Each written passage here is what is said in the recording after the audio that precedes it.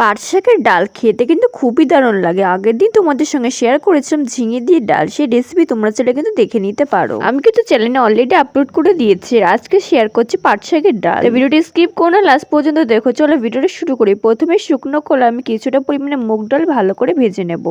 তোমরা কিন্তু চাইলে এখানে মুসুর ডালও ব্যবহার করতে পারো। আমি শুকনো খোলায় 5 মিনিট মতো মুগ ডালটা ভালো করে ভেজে নিয়েছি। এরপর প্রেসার কুকারে আমি দিয়ে দিলাম মুগ ডাল, আর দিলাম কিছুটা পরিমাণে জল, কিছুটা পরিমাণে লবণ, আর দিলাম কিছুটা পরিমাণে তেল। আমি কিন্তু এখানে সাদা তেল দিয়েছি, তোমরা চাইলে সরষের তেলও দিতে পারো। এরপর প্রেসার কুকারে মুগটা দিয়ে আমি কটা সিটি মেরে নেব। তোমরা চাইলে কড়াইও কিন্তু সিদ্ধ করে নিতে পারো। এদিকে আমি কেটে নিয়েছি কিছুটা পরিমাণে পাট শাক, আর নিয়েছি রসুন, আর নিয়েছি লঙ্কা। রসুনগুলো আমি আস্তে আস্তে দেবো, যেহেতু রসুনগুলো ছোট ছিল। তোমরা কিন্তু এখানে পেঁয়াজও ব্যবহার করতে পারো, তবে আজকে আমি পেঁয়াজ দেবো না। আচ্ছা, রসুনটা এখানে স্কিপও করতে পারো। এবার আমি কড়াই দিলাম বেশ খানিকটা পরিমাণে তেল, তারপর তার মধ্যে দিলাম কিছুটা পরিমাণে জিরে, আর দিয়ে দিলাম রসুন আর লঙ্কা। তারপর হালকা নাড়িয়ে চেড়ে তার মধ্যে আমি দিয়ে দিলাম পাট শাকটা, তার ভালো করে পিটোপিট করে ভেজে নেব। এখানে তোমরা চাইলে ছোট ছোট করে আলু কিন্তু কেটে দিতে পারো।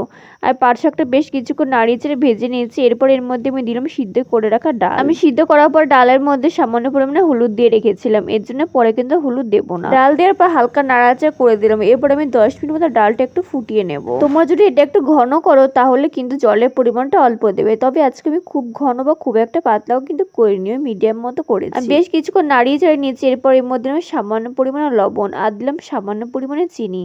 আমার মনে হচ্ছিল প্রথমে লবণটা একদমই অল্প দিয়েছে, তাই আরো কিছুটা পরিমাণে লবণ দিলাম।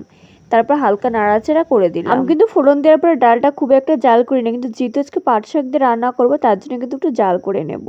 তারপর ঢাকনা দিয়ে 10 মিনিট মতো ফুটিয়ে নিয়েছি। তারপর ঢাকনা দিয়ে তার মধ্যে আমি সামান্য পরিমাণে ঘি, তার ভালো করে নাড়াচাড়া করে দিলাম। তোমরা কিন্তু ঘিটা এখানে স্কিপও করতে পারো। লাস্টে ঘি দিলে সুন্দর একটা গন্ধ বেরোয়, খেতেও কিন্তু খুবই সুন্দর লাগে। তো বন্ধু, রেডি হয়ে গেছে পাট শাকের ডাল। এটা কিন্তু খেতে খুবই দারুণ হয়েছিল। তোমরা কিন্তু বাড়িতে অবশ্যই ট্রাই করো। আর রেসিপিটা কেমন লাগলো জানাতে ভুলো না। আর এরকম নতুন নতুন রেসিপি দেখতে অবশ্যই চ্যানেলটা সাবস্ক্রাইব করে আর ভিডিওতে ভালো লাগলে অবশ্যই একটা লাইক করে দিও। আজকের মতো এই পর্যন্ত, দেখা হয় পরবর্তী ভিডিওতে। বাই।